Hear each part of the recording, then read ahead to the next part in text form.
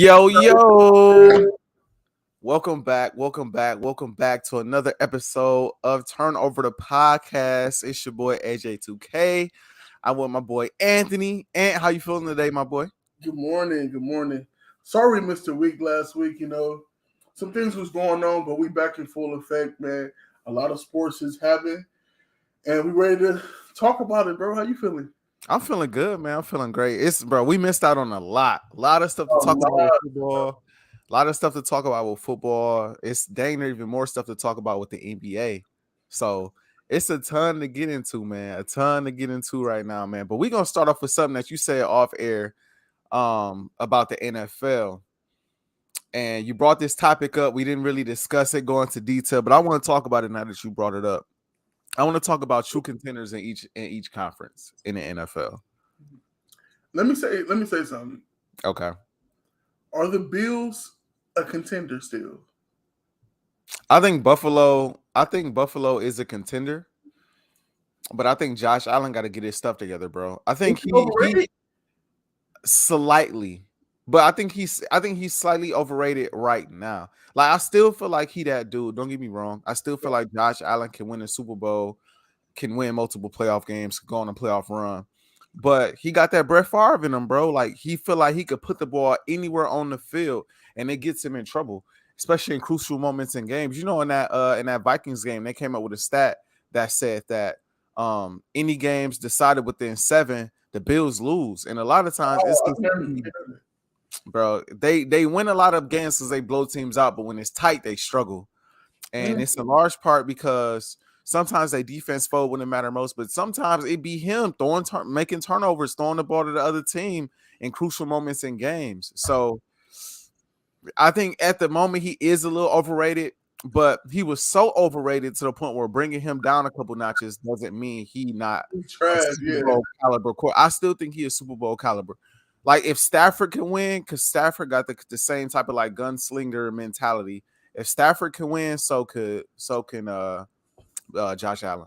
I agree. I don't think he's overrated, but we are seeing his flaws in these last couple of weeks. His flaws has been like so visible. You know what I'm saying? Mm-hmm.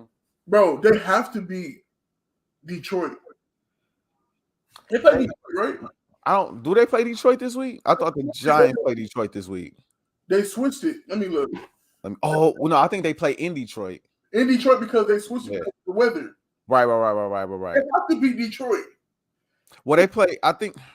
So, do they actually play Detroit, or do they just are their matchup? Is their matchup just in Detroit? Because I think they just moved their game to Detroit because Detroit is on the road. So Detroit playing the Giants this week. Yeah, they still play the Browns, but they just playing in Detroit. Oh, I didn't know that. Yeah. Either way, they gotta beat the Browns too, though. Yeah. They gotta beat the Browns too. Let me see something real quick. Oh yeah, I see that. It's in Detroit. I didn't know that. Yeah. I knew they was going to Detroit though, but I didn't know it was playing the Browns. That's a tough task though, real talk. Especially because they run defense ain't that good. And the Browns has a good run offense. So it's like, sheesh. Do you view the Vikings as contenders? It's Kirk Cousins, bro. And I'm not a Kirk Cousins slander like everybody else is. I just want to say that. But in the playoffs, it's like, I don't know. In the way that y'all lost, what did y'all beat them? Yeah. It's like, I don't know. They have been looking good since that loss, though. But we're going to be in a contender, like, but look, the NFC not that stacked though. So we may have to put them in the contenders for the NFC. Wait, who are the NFC teams? That's the contenders. Philly, Minnesota. I'm not gonna lie, I'm still putting Tampa in there. I think Philly. I feel like there's tiers to being a contender this year. In all honesty, I feel like there are teams that are contenders by their record, like their record says they're a contender. But when it comes to the playoffs, it's gonna get dicey. And then there's the teams that are, no matter the record, they are contenders. Okay. And I think no matter the record, the 49ers, the Eagles, 49ers, yeah. Tampa Bay. You put Minnesota in there?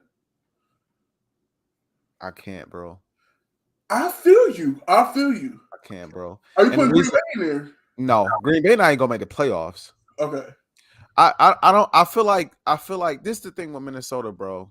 I feel like they're a great football team, and they have potential to get to, because I don't think they'll get the number 1 seed. I think they'll end up probably in the divisional round. The thing about them is their defense, they so bend but not break, bro. Mentality wise, well, not really mentality wise, but in terms of how their games go, like they eke by a lot, bro. You know what I'm saying? Like, I think they last like 5 wins being 1-score games. And it's good to win football games like that. It's good to have that experience coming back, winning football games. Don't get me wrong, grinding games out. But at the same time, bro, like, every game you feel like they can lose, bro. Every single game, I'm like, they might lose this game. They might lose this game. Like the last week against Washington, I was like, they might lose this game. This previous week against Buffalo, I'm like, they should have lost that game. If we can want to call a spade, they shouldn't have won that game. Josh Allen, them boys fumbled on the goal line. You know what I'm saying? Muffed a snap. All they had to do was snap the ball and QB sneak out of the end zone, and the game was over. And these boys fumbled the snap. Now, I don't want to take credit away from them and call it fluky, but that felt a little fluky. The Justin Jefferson play was crazy. But it's like you can't. Huh? I don't know. What you say? They saying it's better than Odell. You know how I feel about I feel like it probably was a little better than that Odell catch. I ain't gonna lie to you, bro. When it comes to just like it being, when it comes to like the situation they was in, the way the defense was playing, it's just the way everything was kind of set up, bro. The man caught the ball when the defender basically had, bro, that was an NO. That was an interception. And that man JJ took the ball with one hand. I didn't think, bro, when they first made the play, or when the play first happened, when he hit the ground, I didn't think he caught it. I'm like, there's no way he caught that, because I figured the ball was unstable, and when he hit the ground, it had to come out. But the way the ball was positioned, bro, and the way the defender had his hand on top of the ball and Justin Jefferson had his hand on the bottom, and it balanced out, and he was able to yank that mug out. Disgusting, bro. 4th and 18 with the game on the line. Like, I gotta give him credit for that, bro. That was sick, bro. That was sick. But I feel like their record says they're Super Bowl contenders, so a lot of people will. And I have said, like, yeah, they're a Super Bowl contender, but like, if I gotta be real here for turnover the podcast, if I had to put my money on it, I wouldn't put my money on it, bro. If I had to put my life on it, I won't put my life on it, bro. I don't trust it enough, bro. I have to, and it ain't Kirk, bro. It's the defense. It's the defense for me, bro. Like, I have to see more from the It's Kirk too. Well, for me, I kind of trust the offense. I think the offense is gonna put up points. Okay. It's the defense that concerns me the most, because they will give up points. They will give up yards. And that's why every game they got to come from behind to win these games, bro. Now, they great at doing it. It's going to be hard to do it in the playoffs, too. That's what I'm saying. It's playing against Tom Brady. It's hard to – you had to bring them up. But, yeah, that's facts, though. It's hard to do stuff like that in the playoffs on a consistent basis. You could probably get by with it one round, but as the competition stiffens, that's why I said – divisional round, because they'll get past that wild card round. I think they'll get past that wild card round, because they'll probably end up seeing it unless San Fran is that 7th seed. That's an ugly matchup. You don't want San Fran in the 7th seed. But if you see a team, I don't know, the Falcons, who I still don't respect. If you see the Falcons, or if you see say the Giants slide that far down, or if something like that happens, the Cowboys might make it. I think the Cowboys, if I'm being realistic, I feel like the Cowboys would be like So if all NFC East teams make it besides Washington, I feel like the Cowboys will end with a better record than the Giants. Just my gut feeling. I think they'll have a better record than the Giants. They might both sneak in, but the Cowboys might be the 5th seed, and the Giants would be like the 7th seed. Is what I'm getting at. And Vikings more than likely gonna be the 2nd seed in the NFC. I'm guessing they're gonna be the 2nd seed because I'm assuming Philly gonna be the 1st seed, and so with them being the 2nd seed, they'd have to match up with the 7th seed, which will be a San Fran, a New York, Atlanta, one of them teams. They can beat quite a few of them teams, bro. But when you get to that divisional round, where you got to start to see the heavy hitters in the NFC, you can't be coming back from down 17, 15 points thinking you finna get a dub in the postseason. It's probably not gonna go down. So that's why I look at them like, I don't know, bro. But can they? I think they could, but I wouldn't put my money on it. Look. Tampa Bay just went on a bye. This was the perfect time to go on a bye. Mm-hmm. We needed this bye. It was vital. We got the win. We got a bye, and then I got to see who we play when we come back off our bye. I wholeheartedly believe this is our turnaround. If we when we catch our stride, we're putting the NFC and the league on notice. I don't think nobody wants to play us right now. No. Tom Brady is going to get his mind together. This bye was perfect. It was right at the middle of the season. Remember when we won it 2 years ago? Mm-hmm. We had that bye. After our bye, we went on like I think we like lost like 1 or 2 games after that. Probably not even that. We won this winning streak. This is a perfect time to go on a bye. I don't think nobody want to play the Bucs right now. But I want to ask you, is this next Eagle game the most important game of the season for y'all? I mean, yeah, because it's the next one. I hate to be that guy, but yeah, because it's the next one, and they got to show that they can respond from a loss. They got to show that they can respond from a loss.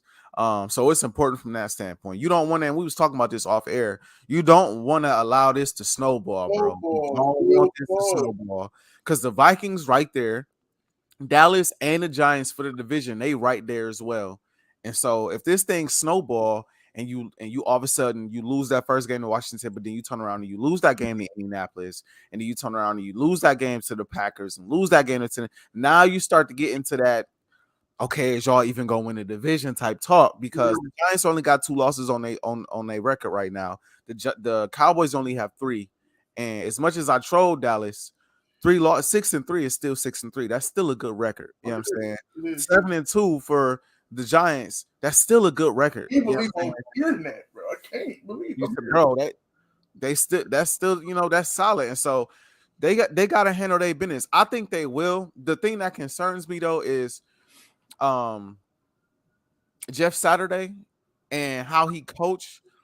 There's no tape on it, bro. There's no real tape. You got 1 game worth of tape on how he won that game. And exactly, and he won that game. And so it's not a bunch you could look up and see and be like, okay, this is how he gonna run his team, and this is what they gonna do. Now, one thing that gives me confidence is we have great luck against Matt Ryan. Like Matt Ryan usually can't get nothing going against us, which is nice. But outside of that, like we gotta handle our business. Huh? We up at the crib? It's in Indy. Ooh. So, but I love the fact that we went out there and we got Sue. We went out there, we got Linval Joseph. I'm loving that, bro. It's Howie Roseman, bro. He's the best GM in the league right now. Bro, he going for it, bro. It's not close, bro. Right now, bro, it's not close. What he did in the offseason and what he has continued to do during the season, bro, it's borderline flawless, bro. It's flawless, bro. And the thing I noticed is, he doing something that I think every fan of a football team wants their team to do. Every time he see an issue, he trying to address the issue. And it ain't about fully addressing it. It's about clearly trying to address it. Like the Ndamukong Suh and Linval Joseph could both be way over the hill and not contribute at all. But as a fan, I love the fact that bro went out there and tried to do something. All right, I gotta man, we can't stop the run right now. Teams is gonna run the ball on us like crazy because they can't just drop back and throw the ball on us all day. So they gotta run the football. You know, our secondary like that. So you gotta run the football. And our run defense without Jordan Davis is suspect. It's suspect. Oh, he out. I think Jordan Davis is out until like week 13. So like 2 weeks from now. Wow. So yeah, he had a high ankle sprain. You know, high ankle sprains ain't they put you down for a while, and that's a big dude. So a well-rested Ndamukong Suh, bro, with championship experience, bro. I was gonna ask you, bro. So when you saw that the Philadelphia Eagles got Ndamukong Suh, what did you think? Because now you've seen more of Ndamukong Suh lately than I have, because he played for your team. So how solid was he for Tampa Bay? I wanted to keep him, but he wanted too much money. Okay. Honestly, I'm keeping Vita Vea. I'm paying Vita Vea more than I'm gonna choose Vita Vea over Ndamukong Suh. And that's not to Ndamukong Suh, but Vita Vea just do more at that nose than Ndamukong Suh was. Okay. But I love how he humbled himself when he played with us, bro. We knew who Ndamukong Suh was. You know what I'm saying? Right. But it's like he fit perfectly. And I feel like he's going to fit y'all perfectly because he know his role. He's not going to overstep his boundaries anymore. He's going to play football the right way. I wish we could have kept – I wanted to keep him so bad, bro. Yeah. Like we gave up Gerald McCoy a couple years ago. I didn't understand that one. But we still have some pieces, so I'm not tripping on that. We got some good rookies. But it's like, man – Y'all just picked up somebody who's been resting all season in the first half of the season. Well rested, been chilling with his family. He motivated. That's a good pickup, G. I ain't gonna lie. I mean, like I said, we had to figure out something to stop the run. So we gonna see, and Suh trying to get out there this week.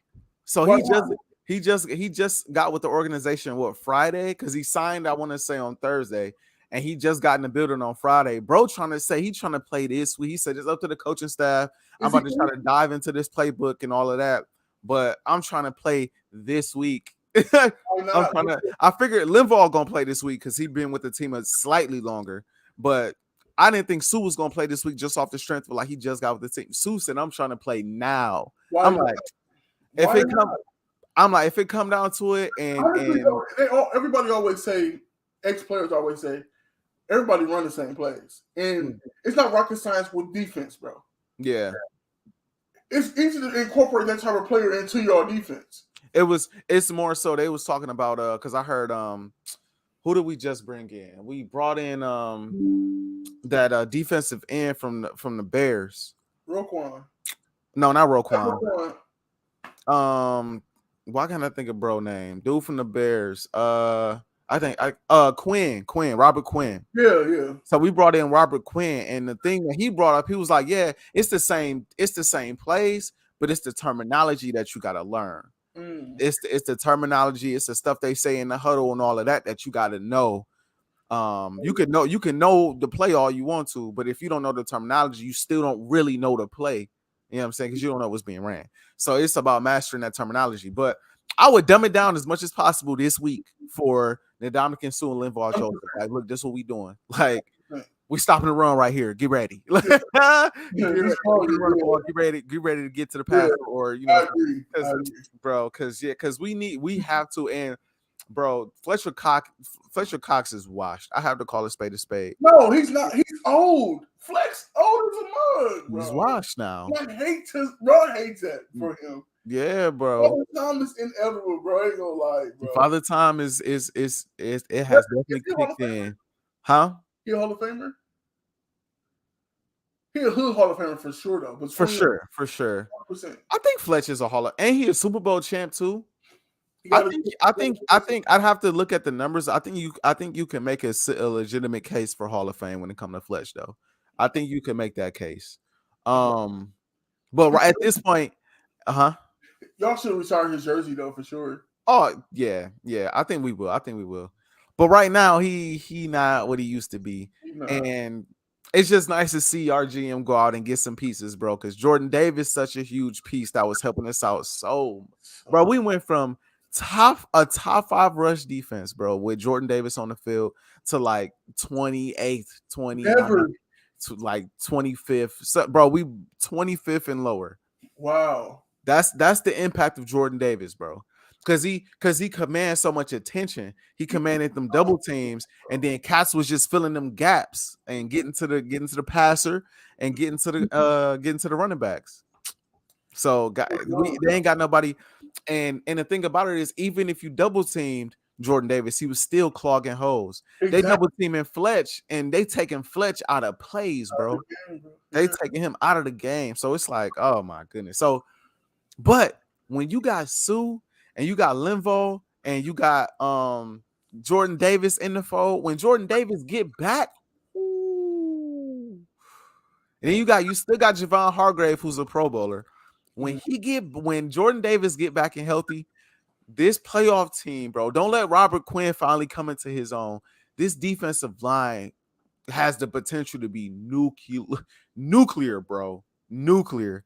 And that's sick because we know what the secondary is. Bro, we know that already. We know what the secondary is, bro. So hey, Slay, let's talk about it though, bro. In that loss, Slay was not looking like Slay. Bro, the problem was I'm gonna be real. I think the problem was the fact that, well, first off, if we call a spade, if we being honest about it, what Terry McLaurin, quote unquote, did on him was a bit overhyped. He caught one long ball. He did beat him on the second long ball that ended up getting intercepted by what's the name? The safety. But at the same time, we playing a soft zone and letting Terry McLaurin run all over the field. A lot of that stuff wasn't even man to man. A lot of it was Slay literally in the zone, just standing there. Like multiple plays where this is my zone. You know what I'm saying? And Terry just running a slant, or he running a fly, or he finding the holes in the zone, and Slay is in the area. So Katz is like, that's on Slay. That was on Slay. Really, it was, but it wasn't, because Slay is guarding his zone. He's not really guarding Terry. And I think that's the biggest mistake. We talked about the coaching staff so much, bro, before the season started. Yeah. And so far, the coaching staff has been pretty decent. But the question has always been Jonathan Gannon on that defensive side of the ball. He don't play nearly as aggressive enough as a defensive coordinator. I'm glad you brought this up. And he also he loved dipping back into this zone because he don't like letting anything get over his head. And I get all of that. That's fine. But there comes a point in time where you playing in a game where you playing cats at the quarterback position who don't demand that type of respect. Like Taylor Heinicke, even though I like Taylor Heinicke, he don't demand the type of respect that says we got to play this tight, this soft zone so we don't get beat. No, bro. Send the hounds at that man. Send the blitz at that boy. Make him and play tight man-to-man coverage. Make him fit the ball into tight spaces on the football field. I said it all night. He can make plays, but he not no super accurate guy that can stand in the pocket and just deliver passes in these tight windows against the best secondary in football. It did the philosophy and the mindset going into that game just didn't make sense to me, bro. It didn't make him play. Make him play, but we didn't. And we for 3rd and 3, we playing 10 yards off a receiver. Well, okay, obviously they're gonna run the slant right here. Obviously they're gonna run the curl. Obviously, they're going to run something in the middle of the field. It's going to be wide open. You playing 10 yards off these cats for 3 yards, and they not looking to gash you. They looking to slowly, methodically control the time of possession, which they did, run the football, run the ball on first down, run the ball on second down, get it to a 3rd and 3, 3rd and 2, 3rd and 1, get the first down, and do the same thing over and over again, bro. And the adjustments really wasn't made like that. So, but I think them boys gonna be straight though. I think like I said, man, I think Slay could have been better. Slay definitely could have been better.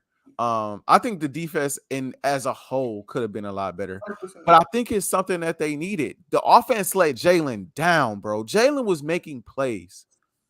But then you got the hit on Dallas Goedert that wasn't called a face mask, and he fumbled the ball. You got Quez Watkins freaking fumbling the ball after catching a bomb, which I don't even know how how he failed, bro. Yeah, I don't like he had a walk-in touchdown and fell. So there's that. You had the interception. I was in AJ Brown's hands. It was a tough throw to make to begin with because it was in double coverage, but you got to give star players opportunities to make star plays. I stand on that. And we've had plenty plays with AJ Brown and Devontae Smith catching balls in double coverage. So I don't blame Jalen for giving them an opportunity. You know what I'm saying?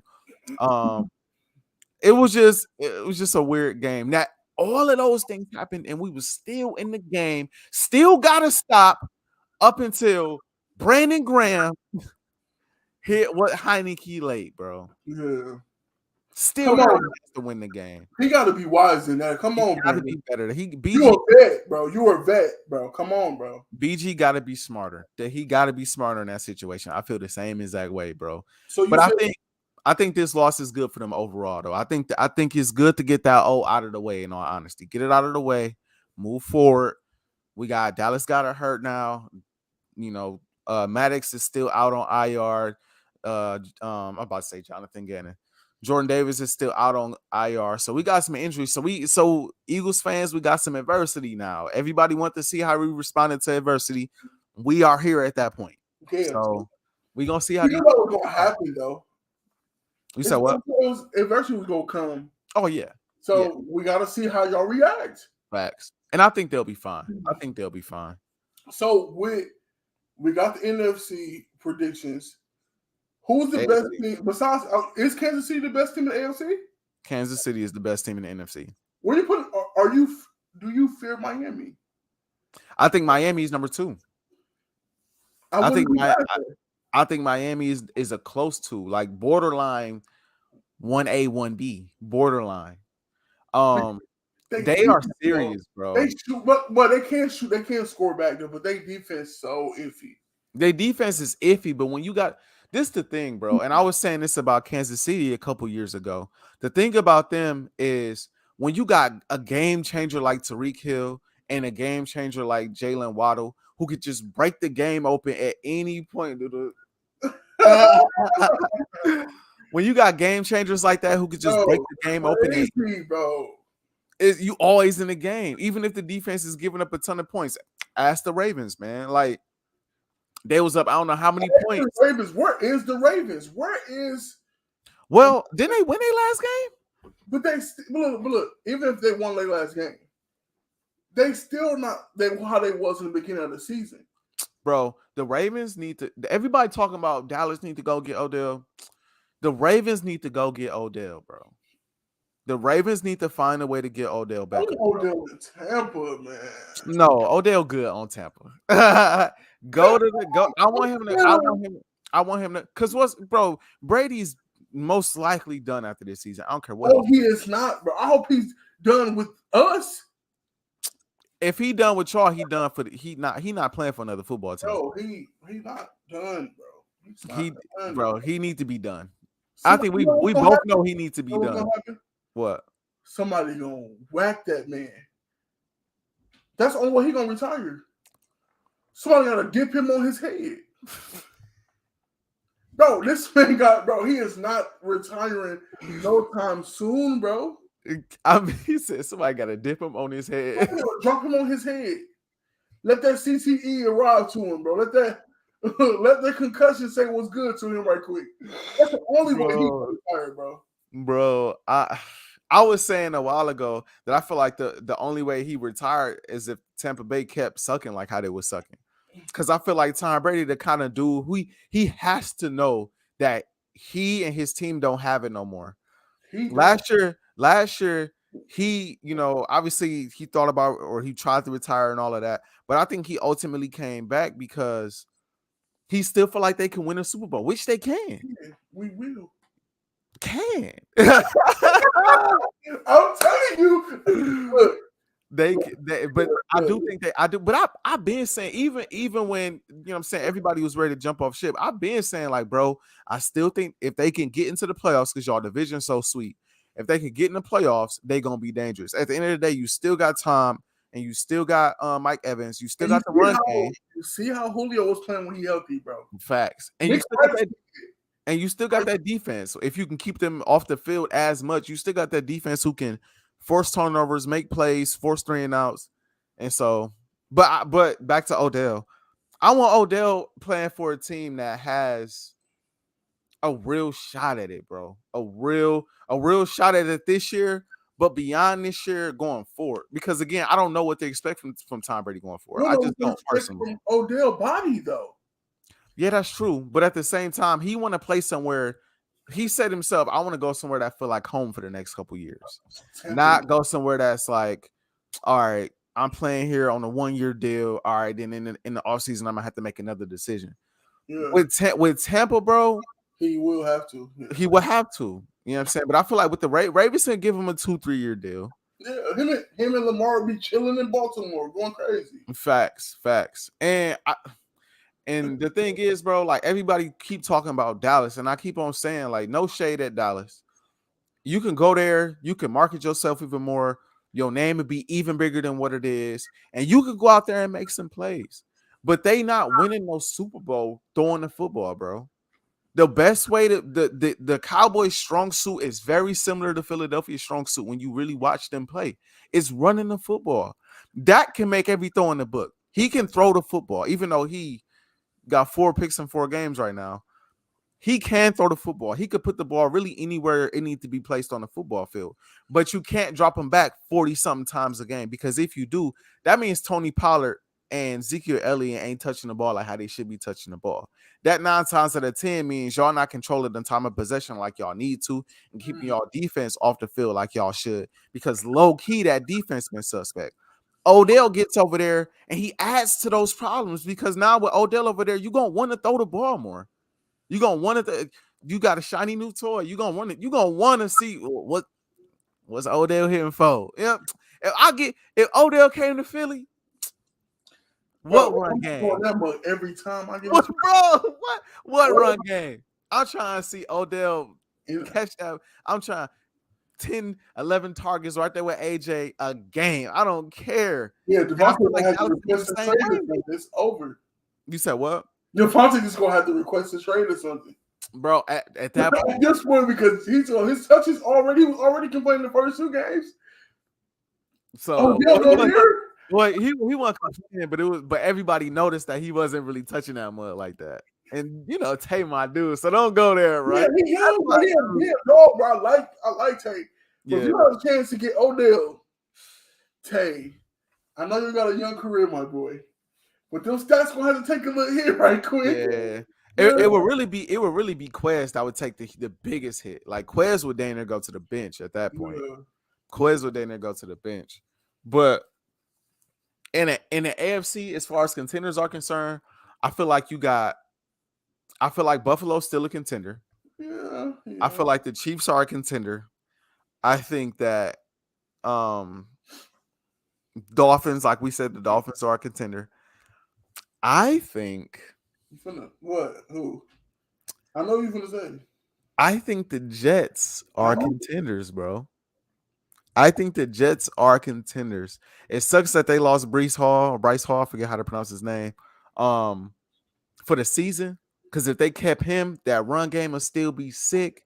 But as far as them being able to come out, make plays, get stops, and win games, that defense is so cold, bro. We all know defense wins championships. If you could slow the other team down and run the football, control time of possession, you could beat any team in football, bro. And that team over there, they can do that. So I like the Jets, bro. I like what the Jets are cooking over there. They just beat the Bills. They did, bro. Convincingly. Huh? Convincingly. Yeah, they did. They did, bro. And so I got 4 teams in the AFC that's true contenders. Anybody outside of that, I mean, you can throw the Ravens in there, but like I just think the Raiders. I'm like, come on, bro. No. The Ravens. Wait. Speaking of the Raiders, when are you gonna get to that point, bro? I think I'm there, bro. I'm going to die on that hill, bro. Yeah. People thought I was crazy. Everybody thought I was crazy when I said that. Derek Carr is trash. You got to do more with Davante Adams, bro. Like, you got Tay, bro. You should have more wins. I'm sorry. I have to be real. They defense is not great, so you got to throw that out there. Bro. But I expected more from them with Davante Adams on their team. I didn't. Forget friendship, bro. This is business. Yeah. I definitely expected more, and no. But the Ravens, I feel like you could throw in the conversation, but I think when push comes to shove, they're gonna need a receiver, bro. They lost Bateman. I don't know if Bateman is out for the year or if he out for a while. Huh? They got DJ. DJ messed up his hammy already. Bro, they shouldn't have signed him, bro. He had played football. Like, did he play last year? Huh? Did he play last year? No, he played like half of the season before what's name cut him. He played a little bit for the Raiders, and then bro, give it up, bro. That was a bad signing, bro. Well, you talking about Deshaun? Yeah, I thought it was a bad signing. At this point, yeah, signing Deshaun to do anything besides maybe punt return is not, and even that is kind of shaky too. He's too injury prone at this point. He got a couple plays in him. That's it. He'll come in, he get you with one deep ball, and that's it. He gets you with that one deep ball, and then the next possession, his hamstring hurt. Mm-hmm.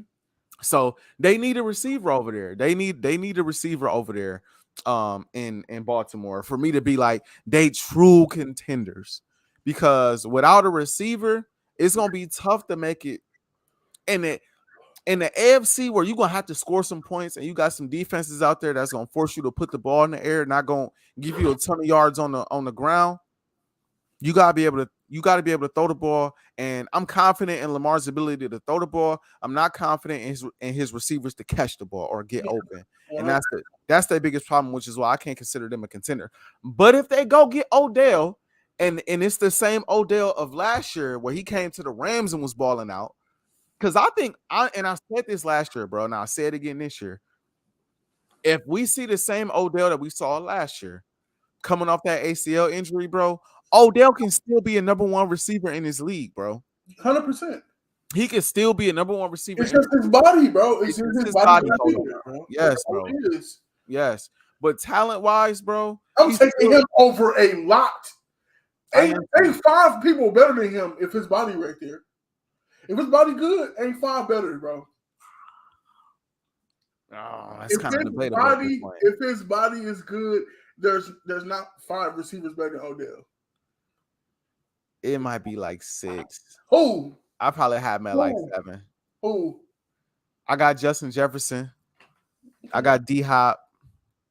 I got Tay Adams.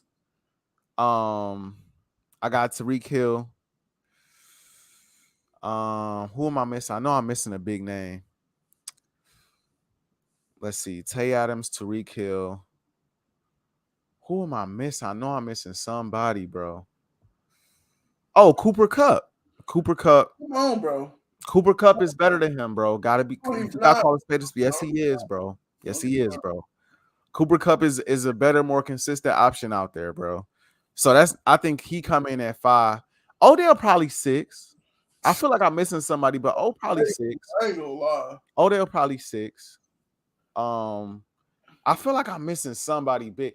AJ kind of inching into them kind of conversations, but not yet though. Not yet. He better better than Mike Evans? I'm just saying AJ not better than Mike Evans, so I wouldn't say that yet. This year he been better than Mike Evans. But like if we talking full body of work, Mike Evans is better. But I think at the moment AJ has had a better year. Huh? I mean, look what's going on. Look who Mike Evans' quarterback is. But Mike Evans been shaky, bro. Just call a spade a spade. He been shaky. He missed some couple passes. He dropped some passes that Mike Evans. You know how I know it's Tom Brady. What? We don't see Mike Evans drop the ball. It's all about the placement, dog. Bro. Dog. But he having it's some catches that he missed, I'm like, Mike, yo, do I got to DM you again? Yeah. Like, come on, bro. What's going on? But I feel like the AFC is like, I think the AFC, you think the AFC deeper than the NFC right now? With the teams that can contend? I think I trust the AFC teams a bit more than the NFC teams. I'll say that. I trust the AFC teams a bit more. Like the worst teams in the AFC, I trust a bit more than the worst teams in the NFC. And I trust, even though Buffalo just beat the Vikings, I trust Kansas City. I trust Buffalo. I trust those two teams a little bit more than I trust Minnesota.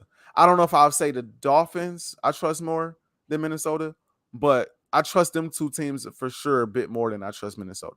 Yeah, I give you that. I trust them a bit more. So I think they're deeper. But I do think the NFC is slept on, though, because the problem is a lot of the talent in the NFC comes from the NFC East. And so a lot of people discredit them because the Cowboys, the Eagles, and the Giants is right there. And you got Washington at 500 too. So a lot of people like, man, we ain't looking at the NFC because people still thinking of the NFC East like the NFC least. But the NFC East is cold this year. It's the best division in football. You was right on that early in the year. These teams have not slipped up, and it's the best division in football at this point. So, but we gotta move on to basketball in a second.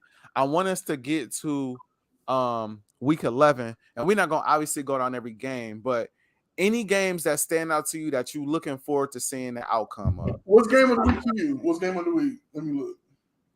Let's see. NFL week 11. So game of the week might be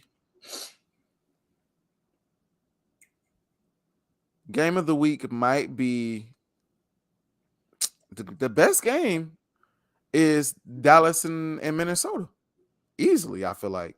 Yeah. The Chargers and Chiefs might have something to say about it, but I don't know, bro. I don't know. Yeah, no, the best this schedule kind of. The Cowboys and Vikings might be really good for real. Normally the Cowboys and Vikings, they come down to the wire too, bro. Normally them games come down to the wire between them. Browns and Bills might be good. That might be straight. It might be straight. Just the Patriots always be a decent game. Facts. But yeah, game of the week. Eagles and Colts probably gonna be better than I want it to be, in all honesty. Yeah. It's probably gonna be.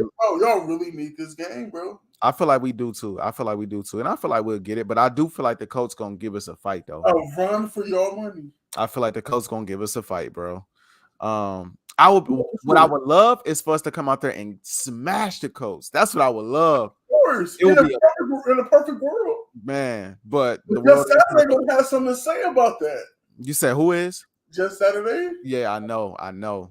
I think we're gonna get them, but I think they're gonna make it competitive. But I do think, game of the week probably easily gonna be Dallas and Dallas and Minnesota. Like literally after the Eagles game, that's the only game I'm really trying to watch, bro, because that game determines a lot in the NFC so far. Like either the Vikings gonna stay at the top with a win, or they gonna come down a little bit with a loss.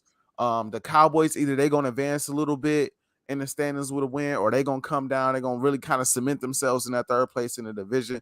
The beauty in it is, as long as Philadelphia handle their food, bro, no matter what happens in that game, it's gonna be beneficial.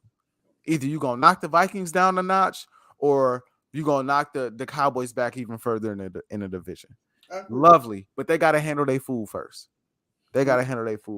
So obviously, the Eagles and Colts and Dallas and Minnesota is the two games I'm probably looking forward to the most this weekend. Any two, like I say, any two games you want to pinpoint, or you like? I was looking at two because that was your two as well. These games kind of meh. Yeah. The schedule kind of weird. I ain't gonna lie. The schedules ain't been that cracking though, honestly. Yeah. Well, last week it was decent. But this week, I do think the Browns and the Bills gonna be a good game though. Think so? Yes, I really do think it's gonna be a good game. So I'm gonna be looking out for that one since my boys ain't playing. I'm just gonna be watching football. It's a good feeling to to have a win, to go on a bye, and the no momentum is going into your favor coming out of the bye. And you can just sit back and watch the rest of the league. Like, all right, I think we good. You know what I'm I saying? can watch football as a fan because I ain't got no emotional attachment to no team. Exactly. It's a beautiful feeling. I can sleep good. I ain't got to stress thinking about some things I shouldn't be thinking about. Mm-hmm. And we're good. So, yeah, I think I'm just watching football with a clear mind tomorrow. I feel you on that, G. Well, the minds haven't been very clear when it comes to the league, the association as of late, man. So much to get into here. Oh, my goodness. We got a comment. Somebody left a comment about basketball. Ryan, I'm not sure. I know so many Ryans, so this could be a lot of different Ryans. But you talk about Giannis dominating the NBA, be it before, during, or even after the game. Did you see that, bro? Did you see? Trez lame, bro. Trez is so lame to me, bro.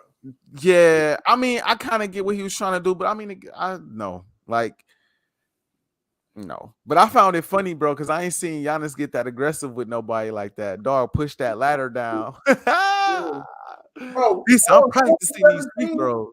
Going 4 for 17, I'll be mad at myself too. Facts. Because he was improving his free throws.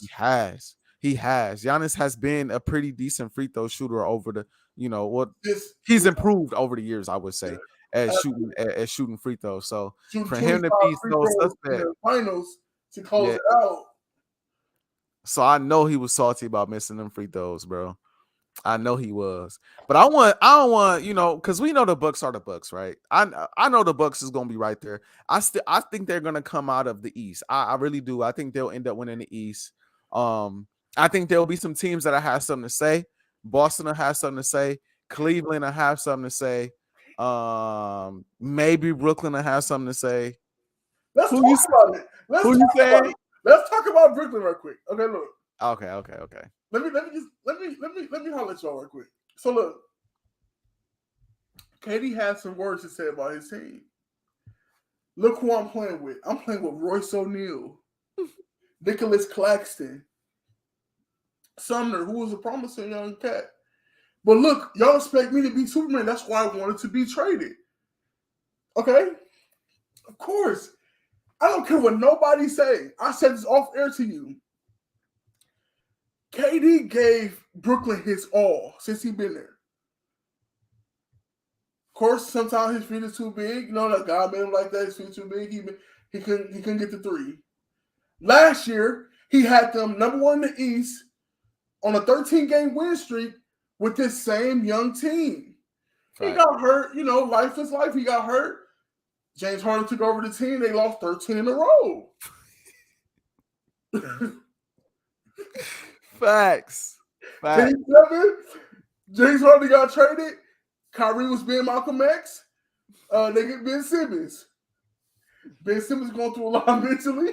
Let me chill. Come on, chill. Ben Simmons going through a lot mentally and physically. And whatever happened. Now we're in the present day, 22-23 season. They're not looking too good. But KD is still being KD. Bro, KD is single-handedly putting this whole on his back, this whole franchise. So it's like he's tired. I told you that. Remember I told you that? Yeah. I said he looks mentally tired being on that team, bro. You know what I'm saying? So you agree with what he said? Yes. But let me keep going. After he said that, Ben Simmons had 15, 13, I think, and 8 assists. His best game we've seen from him in the last 2 or 3 years. They got the win. Royce O'Neal got the tap in for the game winner, and they won a game convincingly. Well, not convincingly, but they won the game. KD had a KD type game, but if Ben Simmons can get out of his own way,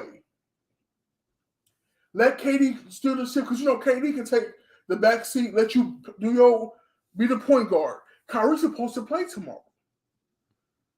He got through the anti-Semitic stuff. If they can get this ball rolling, watch out for the Brooklyn Nets. I believe Von being the coach was a good move. you know, with the Ime Udoka stuff, I don't think that was wise for him to be the coach. He's a great coach, though. Yeah. But Von got I believe we're finna see a turnaround with Brooklyn, bro. So, and all right, bro. So you agree with what he said? I want to get back to that. You agree with what he said, bro? You don't have to watch basketball to agree with that. So this is my issue, bro. It's not that I don't agree with what he said. I don't think he should have said it, bro. And we gonna disagree here, bro. I know we are, bro. It's just it is what it is, bro. Because I know you're gonna defend K to the. If he's wrong, he's wrong, bro. I'm not too with LeBron.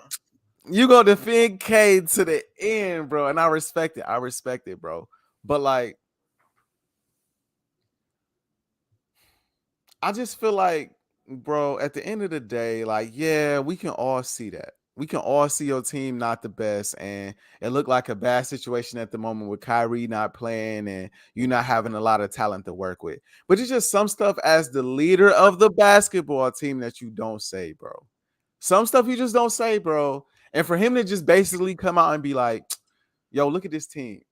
Like, I respect the realness about it, but it's like, dang, bro, like, and we not in the locker room. But if I'm a cat in that locker room, I'm looking at you like, dang, bro, you had to say that, bro. Like, we trying out here, G. Like, you ain't had to, like, I know we talking about grown men right now who shouldn't be in their feelings and stuff like that. But as the leader, like, man, look, we struggling right now. You know, we working to get the rhythm. We working to get it together. You know what I'm saying? But for him to be like, yeah, this is why I wanted to be traded. It's kind of like, dang, like, that's kind of, I mean, that's tough to say to the media, bro. That's all I'm saying. It's tough to just come out and say. I'm not saying it's not true, because it's true. But I'm saying it's some stuff you shouldn't say. Some stuff you shouldn't verbalize, because I do feel like that has a negative impact on your team. Now, to his defense, it hasn't shown that it's had a negative impact on their team, because they just went out there and got a dub in solid fashion, like you said. But I just say, like, from a leadership standpoint, like, when I first heard them comments, I was like, Katie, you could have kept that to yourself, bro. You know what I'm saying? Like, we was all thinking it. You could have let us all thinking and just leave it at that. You usually do, though. Huh? For years, he was playing with Russell Westbrook when Russell was tweaking. That's true. He usually do. Yeah. But I feel like, bro, at his breaking point, his body is failing him, bro. He had two major injuries in the last 4 years. It's a lot, bro. It's only bar time, but I do agree.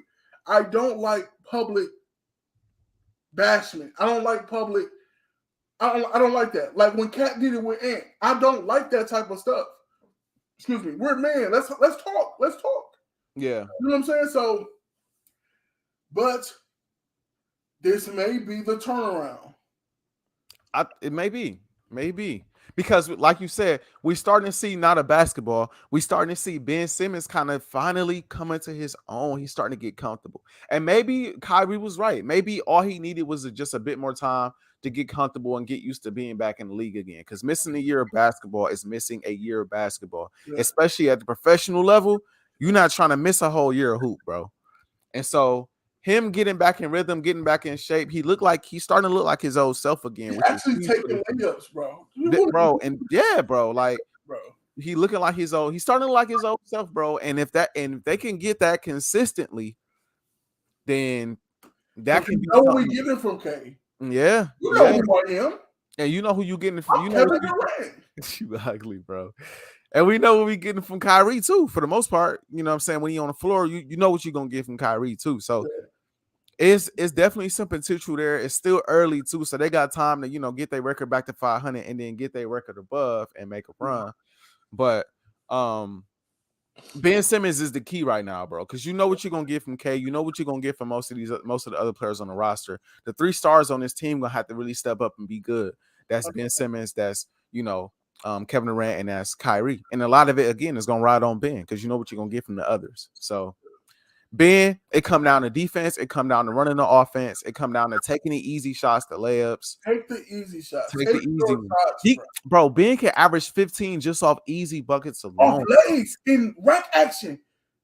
He could. Rack action, bro. He could, bro. That's what I'm saying. And so I think that, you know, he definitely the X factor, bro. He definitely the X factor. But I want to get to Golden State.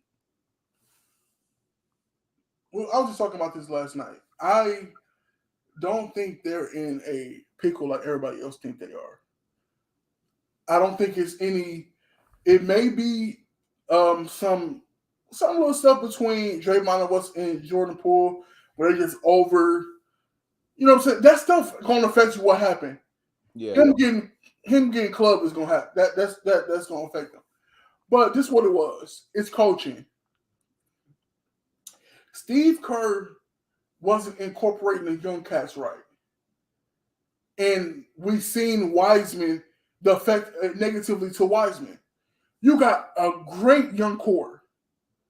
Jordan Poole, Moses Moody, Kevon, DiVincenzo, Wiseman. It's a lot of people they have. He was Kuminga. He was having them on the floor at the same time. For a full quarter, no vets or anything. Then when they are down, he will have the vets come in and be Captain Saber. No, incorporate. We know that it's a change of the guard. We know they're all good. They're talented. Incorporate them with the vets. Fact, I agree. That's what it was. And then when that's all it is. I still think they're going to be lethal. But incorporate the young guys with the older guys. Let them learn. Don't have all 5 of them out there at the same time. Yeah. Even though Jordan Poole is mature for his age because he battle tested now and Kevon battle tested, but all 5 of them at the same time, bro, was not wise, bro. That's not wise. Well, he was counting on Jordan Poole to run that second unit to perfection. You know what I'm saying? That's what it really was. Jordan Poole is the guy. I mean, they all won championships now, but yeah. Jordan Poole was that dude that's like, he could be going for 6th man of the year. So we expect him to go out there and just run this second unit with this young crew. But like you said, to your point, you need a couple of the vets on the floor to kind of keep things in line and keep things in order to get it to run the way it's supposed to run. The Warriors are old, bro. I don't think so. This the thing, bro. In order for them to win the championship, they're going to need Steph, Clay, and Draymond to be Steph, Clay, and Draymond. Last year, they kind of got away with Draymond being iffy in the finals and, Clay being kind of hit or miss in the postseason. Steph was lighting it up, and you got great contributions from certain points from Jordan Poole and others on the team. But I think this year, it's going to be tough winning the chip with Clay playing the way he playing, with Draymond been okay this season, but he ain't been great. It's really been the Steph show, bro. And like you said, I feel like these young players' confidence might be a little shook so far. Now, a lot of time to right the ship, but you got rumors already swirling about them trading them young players for Kevin Durant again, bro. Bro, how do you feel about that? How do you feel about that? Bro, I don't care what people say. Yeah. Everybody gonna say he need Steph to win the ring and all that stuff. But a lot of people forget that he went to the finals by himself, averaging 30-10, shooting 50% against y'all King. He lost in 5, but it happened. It was his first one. He been to the finals, and he went to the West Conference Finals multiple times before Steph. He didn't win. Okay. It wasn't he wasn't playing with whatever. If he go there, I'm cool. You happy with it? I'm cool because he's getting traded. Ain't like he's it ain't like he decided it. He decided to go there. Look, I do want him to get a ring I want him to get a ring in Brooklyn. I think we all do, honestly. I want that so bad for K. But I don't care what people think. I know he's top 5 to me ever. You say he's your GOAT. He's second to me. He's second ever to me. Okay, you have said that. And then sometimes he be looking first. But it is what it is. I'm cool with it. I'm not gonna lie. If he go to Golden State, that's another championship. They need depending on the pieces that they give up in order to get him. They're seeking KD, but nobody gonna bring it up though. Nobody gonna bring it up. They're seeking to trade for KD. Well, I don't think they're seeking it. It's just rumors right now that they should. Bro, I don't think they're seeking to do it, but I think it's just like Stephen A. put it out there already. Like, yo, they should try to go get Kevin Durant. No, because And I'm a well, go ahead. I don't think Golden State too high on Draymond no more. As they shouldn't be, bro. If we being honest, Yeah. they shouldn't be too high on Dre no more. Draymond is listen. I've always hated when people try to throw a ton of shade at Draymond, like Draymond not a good basketball player. Draymond does all of the little things. All of the little things. Draymond make all the right plays for the most part, passing the basketball. He's a great playmaker. He's a great rebounder. He's an amazing defender. He's a great locker room. Well, when he want to be a great locker room guy. Come He's on, a great locker room guy. At one time, bro. Well, I say sometimes because he got into it with KD at one point, and he's gotten to it with other. I heard he got into it with Steph a while ago. And they did without Draymond though. If they have Draymond did in Game 6, if they have Kevin Durant, they can. But if you got this current team right now and you just pluck KD or you pluck Kevin Durant or you pluck Draymond Green off, then no. But if you trade that man, you get KD in return. If you trade for KD, you're giving up Dre, potentially Jordan Poole. You're giving up a lot for K. You know what I'm saying? You can't have okay, so they're not keeping Jordan Poole if they're giving K up. You gotta keep somebody though. That's the thing. Like, if you come on, would you? And I know you would. And this is gonna sound crazy for me to say, because of all the conversations we've had about Jordan Poole, who I want to get to in a hot second. But I would trade Clay before I trade Jordan Poole. Yes. I will have to. I'm sorry, Clay. I will have to, bro. Yes. I will have to, bro. Jordan Poole, he's young. He got that potential, and we see the best of Jordan Poole when him and Steph is on the floor together, low key. We see the best of him when they're on the floor together. I.e. last night. Yeah. And so I would keep him. It's hard to get rid. And this is why I don't think they will ultimately make a trade for KD, even if they keep struggling. It's because I think they believe too much. Maybe not in Draymond, but I don't think they ever gonna want to come off of Clay. I think they got too much, as they should. They have too much respect for Clay and what he's done and what he's accomplished in the league, and what he can do, how he can get hot. And then I'm sure they still expecting him to get better and to continue to develop and come back from this injury too. So, or these injuries, I should say too. So, I don't think they're gonna do it, but it will be crazy to see them back together again, bro. It'll be crazy to see them back together again. But Golden State, man, listen, bro. Them boys, they still haven't won a road game. They 0-8 on the road. Bro, that's wild.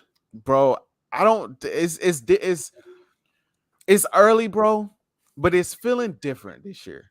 It is. It's feeling different, bro. Everybody's play hard every night. Yes, they get everybody. We're rarely seeing blowouts. Mm-hmm.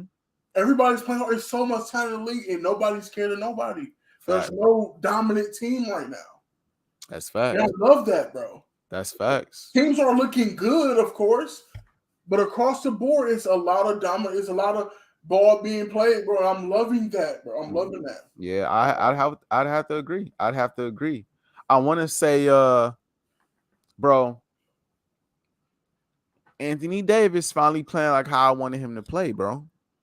Now, it's only been 2 games, and it hasn't been against the greatest opponents. Well, actually, Brooklyn is solid, and against the Pistons. But the Pistons is like 3 and 14. Like that. The Pistons y'all level. At the moment, they are, if we being honest. But at the end of the day, though, this is the AD I've been wanting, bro. Why can't we get this AD more? You know why? He got like 38 or something like that. LeBron is not playing. Who? LeBron is not there to hinder him. Bro, it's got nothing to do with LeBron hindering him. When he was playing with here you go, bro. Here you go, bro. Let's talk about it. Okay, let's talk about it. When they won the championship, who was leading us in scoring that year? Anthony Davis was leading us in scoring. But Who was leading us in scoring? That's 3 years ago. But I'm saying in general. I'm saying in general, bro. We're talking now. Anthony Davis was. Give me a second. I'm getting to a point. Anthony Davis was leading us in scoring. He was our leading scorer. Postseason time, Anthony Davis was the guy. Now, Bron had his games. Don't get me wrong. Bron was Bron. But at the same time, Anthony Davis was leading us in scoring. He can still do the same thing with or without LeBron on the floor because the offense, for the most part, is going through him anyway, bro. And LeBron, even though he hasn't been the same Bron all year, if we want to call a spade, LeBron's still more of a facilitator than he is a scorer, bro. Has he been a facilitator this year, though, Artis? You said what? Because he been score first this year, bro. Because in a lot of cases, he has not had a choice. We down 10 points, 15 points, and trying to muster our way back in the games. Now, again, I'm not exalting him because he has not been good, bro. He has not been good. And then the one good game he was having against who was they playing, bro? They was playing. Was it Brooklyn? No, it wasn't Brooklyn. It was somebody else that was playing where he had it was the Clippers. He had 30 and he was having the best game of the season, and then he messed up. I think he messed up his groin. Okay. Bron he just getting old. But I say all that to say this version of Anthony Davis, bro, could still be there with LeBron on the floor, bro. Easily. You know how you get this version of AD with LeBron on the floor? You come down court, you get on the block, and you say, "Give me the damn ball." That's what you do. Nobody on that roster has a problem giving the ball to Anthony Davis where he wants the ball on the floor, getting out of the way and letting him work. Nobody has a problem with it. The problem is he lacks that aggression a lot of times. The problem is he'll go for 38 and 16 one night, and then the next night he'll have 20 points. He done shot maybe 15, 14 shots. He got maybe 8 rebounds, but the other big he playing against got 13, 14. He be real passive. But this Anthony Davis that we seeing right now is the Anthony Davis that I wanted LeBron to pass the torch to and say, "Here you go, it's your team." This Anthony Davis is up there with the Jokic, the Jokers, and the Embiids, and even the Giannis's, bro. Don't go too far, bro. The man last 2 games, bro. Anthony Davis has had. I'm gonna just look.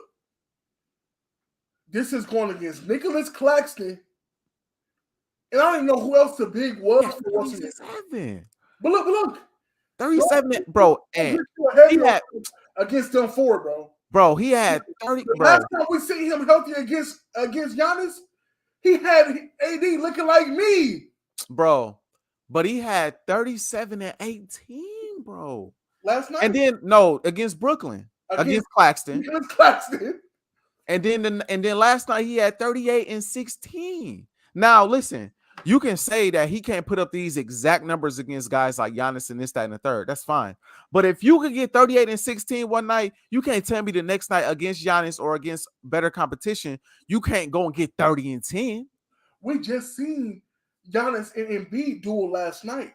Yeah. I don't know if AD can do it with them again, bro. He can go, bro. If he wants to, I have to see it, bro. If he wants to, bro, Anthony Davis, he shot in that game against Brooklyn, he shot 25 shots. If you get AD 25 looks at the rim and he healthy, AD gonna have 30 and 10. Easy, bro. Against a formidable opponent, he is. Easy. I think he get 30 and 10 against a formidable opponent with 25 looks. Easy 30 and 10, bro. Easy 30 and 10. 25 looks is a good amount of looks at the basket. And you got to also think about the fact that if he getting 25 attempts, he also most likely getting to the free throw line too because he being aggressive. So you're probably getting a couple free throws in there too that's helping him get to that 30. But I'm just saying, I don't want to talk about the Lakers for too long, but I just want to throw that out there. Like, this is the AD I've been wanting to see, even though it hasn't been against great competition. This got to boost your confidence back up, AD. Like, AD, you are him, bro. Play like it. And in order for us to win, you're going to have to play like it. You don't have no choice. Yeah. You don't have no choice. So I like what I'm saying out of AD, bro. But should we get to the start cut bench or is there another team you want to talk about real quick? No, just I'm just, bro. I know I keep saying this every week, bro. I'm enjoying basketball thoroughly. Yeah. And then, with me being able to watch every game that I desire to watch, it's just, bro. It's amazing feeling right now. It's so much basketball. That's good basketball being played. The Jazz are still being good in this league, bro. A lot of people think it's gonna fall off. Excuse me. A lot of people think it's gonna fall off, but Timberwolves still being trash. Bruh. The Blazers 10-5. He said, but I'm gonna save it. My guy Biddle, who just dropped the LP. Make sure y'all check that out because that mud hitting. What he dropped? What's the? I gotta pull it up real quick. I gotta give my guy some promo. I gotta give my guy some promo on this album because this LP slap, bro. That's what's up. Shout out to Biddle, man. Shout out to Biddle, bro. League Pass 4YI or 4YL. Is the name of it. This is what it looked like on Apple Music, y'all. So y'all make sure y'all check that out. Okay. Biddle, the boy nice. I gotta give him free promo because the boy nice. Send me the album. I'll make sure y'all check that out. Send me the album so I can. I got you. Y'all make sure y'all check that out because it's fire. But yes, to his point though, the NBA League Pass is definitely different. It's because you're getting all the good games right now. Bro. And I know we talk about this team every week, bro, but I feel every time I watch them, I get so excited, bro. What? Them Cavs, bro, they so cold, bro. They so cold, bro. They got potential to be real contenders in the East, bro. Bro, yeah, like real contenders out there. Mobley actually had the best game of this season. He been having a little slow start, but he had like 19, 15, and like 6 blocks, I believe. He had a great game last night. I love that for my boy. Yeah, I love that for Evan, man. So yeah, bro. Them boys is nice, bro. They got talent all over the place, bro. All over the place. They can defend. They can score. Mm-hmm. They just got it, bro. And Darius Garland and Donovan Mitchell is the perfect pairing, bro. Is it the best backcourt in the league? I think DeJounte Murray and Trae Young right there. Who you think? Oh no, G. I don't know, G. Oh man. I think for right now, right into our start bench cut. I think we are. I think for right now, I'd take Trae and DeJounte just off of the strength of Trae Young been to the Eastern Conference Finals, bro. And they've been to the playoffs a lot too, though. He been out of there quick though. Yeah, he been in and out quick. And Darius Garland, I think they missed the playoffs last year, if I'm not mistaken. Yeah, them boys is cold, bro. Them boys is cold, but I'd have to roll with Trae and DeJounte just off the strength that like Trae been there, done that so far. No, that's only one part of it though. What about I know, but I think the playoff experience is such a big part and such a big aspect for me that it outweighs like the talent that they have in Cleveland in that backcourt. Like, do I think Cleveland is the more talented backcourt? But seeing as though I've already seen what Trae can do in the postseason and getting his team as far as they got, I'd rather put my money on Trae Young and DeJounte Murray because I've seen what Trae can do already. And I know DeJounte can follow suit compared to a tandem that I know is really good, but I haven't seen them take that next step just yet. Just because they haven't had the opportunity to play together and take the next step. After this season, we probably will because they play in the same conference. That a playoff series between the two would really decide a lot. But as we stand today, I probably have to go with Trae, just Trae and DeJounte, just because they've been there, done that, or at least Trae, he been there, done that. Quickly before we move to the Star Club bench though, Anthony Simons still hooping. I keep trying to tell cats about Anthony Simons, bro. He's still putting up numbers, bro. He averaging 22.5. Now he got to get the shooting percentages up though. He's shooting 42% from the field right now. I'm not liking that. But the Blazers, bro, number 1 in the West right now. And a lot of it has to do with Anthony Simons, bro. Yo, you're saying A this lot of like, cats was looking at me crazy when I yo, said I'm starting him and I'm taking him over Jordan Poole, you included. But we started to see what I was saying. I know he is him. He But been doing this last year. But that's not we established that already. But we talking It's about still early though. It's still early. but we talking about right now though. We talking about right now. Okay. In comparison to Jordan Poole, who looked better? He looked better. Okay, I just want to get that on the record. Bro. And B, it's a bitter point. No, and B didn't get money as of late. 59, 16, and like 7 blocks. Embiid is crazy, bro. I'm glad he picked it up because he was starting off super slow. He was. And I mean, we knew he would at some point pick it up. Bro, his bag for a big man, first off, even if he was a guard, his bag would still be crazy. Bro. But for him to be 7 foot, weighing as much as he weighs and being able to do as much as he does with the basketball, bro, is insane, bro. Is he the most skilled big we ever seen? Is he more skilled than Hakeem? Yeah, I think he is. Hakeem Olajuwon had the footwork and all of that. But Hakeem Olajuwon wasn't hitting you with the tween cross step back. You know what I'm saying? Like, but Hakeem was starting from the 3 tweening. But Embiid starting, he getting the rebound, starting coming down. Embiid catching the ball, bro. And pulling trays up on cats, step back 3, step back mid-range, turn around fade. He hitting you with the up and under the rim. Don't let him get you in the post. Like, as a big man defending him, you don't know what he gonna do. You have no clue. What he could drop past you and dunk on you. Like, he evolution, bro. That's what I'm saying. It's crazy. Evolution. These players now are far greater than the players back then. Literally saying. Reason I said Hakeem because Hakeem just, when we think of big man, you think of his footwork. Yeah. But the bag wise, you got it. Embiid bag is humongous, bro. Yeah, Embiid is a monster, bro. Yeah, bro. Embiid is different. He's the most skilled big man we've ever seen, bro. He's the most skilled big man we've ever seen. KD not a big man, right? I don't consider KD a big man. What is he? He can play. He's a small forward, but I don't consider him. And he could play power forward, but I don't think that's his natural position. He was a rim protector for Golden State. Right. Exactly. That's not his natural role. So no, I wouldn't consider him a big. He's 7 foot though. Joker is kind of right there with him. He's close skill wise because he can make a lot better too. You saying this about Joker? I respect Joker's skill, bro. I just don't like.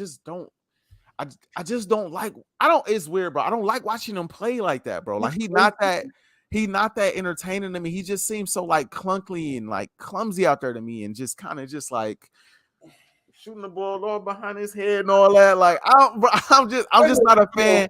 I'm not a fan of how his game looks, but that don't mean I don't think he's a great player and he's not skilled. I think he's very skilled, and I think him and Embiid is probably the 2 most skilled big men in the league. When AD won a hoop, he'd probably the number 3. But bro, number 2 or arguably number 1 if he's healthy. Talking about AD? AD has a bag, bro. I couldn't get even healthy. I couldn't give it to him over Embiid. Embiid can do everything. He can do everything AD can do. So it's arguable then. Yeah, but I'm saying I think he could do everything he could do. He's more consistent with it. I think he's better at it at this point, bro.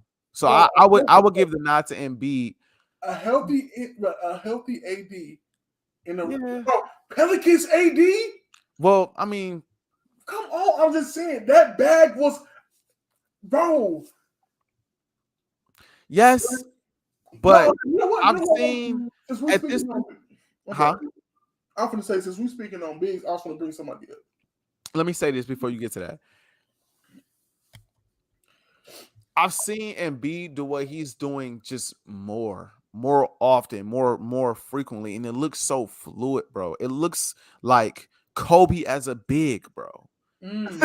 Like that's what it looks like to me, bro. That it's that sick to me, bro.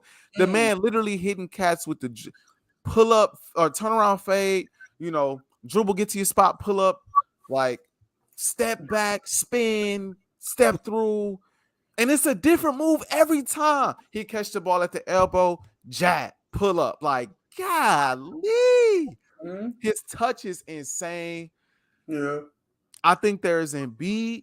I think right now, I have to see it again from AD for a longer period of time 100%. before I can say it's more than Joker. So I will have Embiid, Joker, and then I will have AD as far as the most skilled big man in the league right now. But what big man were you about to bring up? Bobo is finding his way. Bo has a bag, bro. He does, and bro. He is unleashed. He is unleashed in Orlando.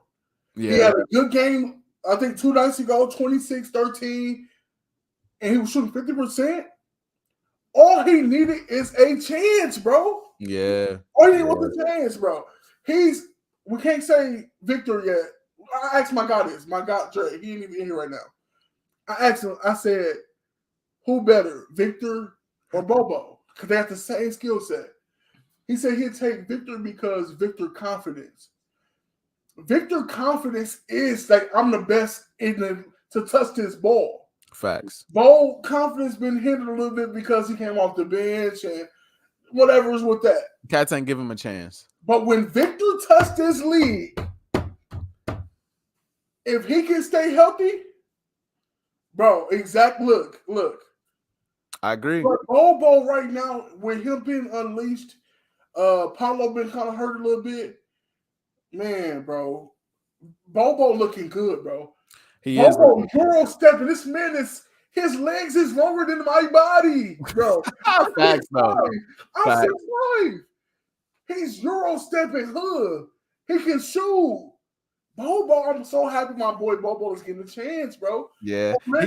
Orlando got some good pieces too, young pieces, bro. Bro, they should have been giving that man a chance. Shout out to that boy, Suggs too, bro. Suggs been a hooper for a long time. Yeah. I remember because he from out here, or at least he went to high school out here. And I remember seeing bro in person for the first time in high school, bro. Dog he was an issue, bro. He was an issue then, and I was like, bro, gonna be an issue in college. I didn't want to think and go as far as like league because I'm like, I got to see what he looked like in college. But I knew when he got to college and how he was looking with Gonzaga, his poise, his big shot, his willingness to take the big shot and hit the big shot under pressure. He just kept that team. He kept that team calm. He kept them in order. He ran the offense to perfection. He playmaked. He did everything he needed to do on the floor to make them a special team. They lost in the national championship, but he was the best player on that team. They ran into some dogs in Baylor, dogs in Baylor, and Gonzaga couldn't. The rest of them boys couldn't handle it. But Suggs was the guy that was hanging with them. Like, no, at least I'm here. You know what I'm saying? So shout out to bro. He hit a game winner last night. I forgot who they was playing, but he banged the game winner on somebody last night. I forget who it was. He hit a game winner on somebody last night. He did. So shout out to bro as well. They got some young pieces, bro. That they got all of this always predicates on health, but they all can stay healthy, man. They gonna be nice for years to come, bro. They probably gonna be a team that missed the playoffs again this year and get a high draft pick, or get a lottery pick, get another solid player coming out of college again, and continue to build that young core. They gonna be solid, bro. They're gonna be a team that sneak up on cats over a couple years, bro. They beat the Bulls. He hit it on the Bulls. Beat the Bulls, yeah. That's another team that's been slipping. I think it's mainly because they ain't got Zoe. 100%. Zoe was that dude that kept them kind of in line. Great defense. Oh, last year they was before they got the injuries hit, Caruso and Zoe got hurt. They was really looking like the team everybody thought they was gonna be. Facts. Injuries is a hindrance, bro. We can't stop injuries, like the great Kobe said. Facts. But man, let's get to the start of this cut. I was about to get to it. I was about to say, man. So y'all know every week to end the show, we got the segment that is either start, cut, bench, or who would you rather start your franchise with? So a couple weeks ago, we did the start, cut, bench. Last time we recorded, we did the who would you rather start your franchise with. This week, we back with another start, cut, bench. There is Garland, SGA or DeJounte Murray? Do you want to go first on this, or do you want me to go first? Let me go first. First of all, I love all these dudes. No, not to either one of them. No, not to either one of them. I feel like I know what you're gonna say too. But go ahead. I'm starting Shea. I knew you was gonna say that. You love Shea, bro. Bro, and this year that boy is going crazy. He is going crazy. I'm so glad the world is seeing Shea go crazy. He definitely going crazy. He is. I was asleep. Crazy. I was asleep. So happy, bro. So look, I'm taking Shea because this man confidence is oozing right now. His talking about bag. Shea got a bag. Oh my goodness. He got a Duffy. 30. Shea averaging working. Bro, Shea averaging 30 on 53% shooting, bro. 6 assists, 5 rebounds. Birkin, bro. He has a Birkin bag, bro. And look, I ain't gonna lie. Off the bench, I'm going DG. Look. I was gonna say DeJounte. DeJounte defense is far greater than DG's. And he can pass. But his offense is so not on them two level. That's true. Because he can score, though. He can score. But them two can score far better. And Darius can pass just as good. Darius defense ain't as bad as, you know what I'm saying? He ain't Steve Nash. Yeah. He can be in front of you. But DG is pass first. And he can get you in his rack action. He got one of the best rack action bags we ever seen. I'm got DG come off that bench, and I love DeJounte. That's my boy. I'm cutting DG. I'm cutting DeJounte, bro. So for me, bro, and I'm looking at these numbers now. I already know. I know you cut. So bro. For me, I'm gonna be real. I slept on SGA. I slept on him big time, bro. I think a big part of it is he played for OKC, man. I ain't watching OKC like that, if I'm being honest. But I started watching them more, bro. And dog is an issue. Bro. He really stepping into that this year. 31 on 53% shooting, 6 and 5. That's crazy. I think you have to start SGA. If I'm being honest. Now, from this point forward, though, it goes to like, we know who you taking, bro. Because you've been high on him since he went to Atlanta. But I like Garland too, though. Mm-hmm. He said, This the thing. If I'm trying to build a team, I'm taking DeJounte Murray because I want somebody that I could bring in for that punch to continue to facilitate, score. He averaging 21 a game on 45% shooting. So he can score. DeJounte averaging 21 a game on 45% shooting. So he's a little bit more offensively efficient than Darius Garland is. I gotta say, how many assists is he averaging? Because last year he averaged a triple-double. Yeah. That's Garland. Hold on 1 second. DeJounte averaging about 8 assists, 8 assists and 6 While playing with somebody who can average 10 assists. That's great. Yeah, exactly. And so I would bring him, in a perfect world where I'm trying to start a franchise, I would bring him off the bench because he can facilitate, he can score, but more importantly, that defense, bro. You gotta have that defensive punch. Bro. And off the defense alone, I was thinking about starting him, but SGA playing at a level that's just so high. For sure, that you can't. Yeah, like he playing at a superstar. You can't cut him or bench him. But if I was like playing 2K, or if I was just like, not trying to start a franchise, just looking to put together a team full of scorers, I'm going SGA and Darius Garland because Garland, I'm becoming a big fan of his, bro. What's I'm up? becoming a big fan of his, bro. The way he can run the offense, orchestrate the offense, his ball handling skills is insane. He can shoot the three with the best of them. Yes, he can. He can stretch the floor with the best of them. And like I was saying earlier in the show, the pairing with him and Donovan Mitchell is just helping both of their games just ascend, bro. I think this question is going to be harder to answer in the postseason, bro. Because once they get to the postseason and we can really see Darius Garland and Donovan Mitchell play together and mesh better and all of that, it's going to be hard to take a lot of players over Darius Garland. It's going to be tough, bro. But I think for right now, if I'm looking to start a basketball team, I got to go with the guy who playing like a superstar, and I got to go with a guy in DeJounte Murray who, in all honesty, at this point, I believe is he's more of a well-rounded player. Can score, can facilitate, and he's got the best defense. He might be the best defensive guard in the league. He might be the best defensive guard in the league. You could throw, and when I say best defensive guard, I'm talking about like out of the stars, because I know you're not a big fan of Pat, but I still love Pat defensively, and Pat just belongs in the conversation. But when you talking about like stars, like all-star caliber guards, DeJounte Murray. Oh, and Ben Simmons. But Ben Simmons still working his way back. Yeah. But DeJounte Murray right there. So I gotta go with SGA and I gotta go with SGA and Murray for sure. I knew it. Yeah. So he's starting SGA, bench Murray. Yep. So we agree on there. Because he had the Spurs alive. Yeah.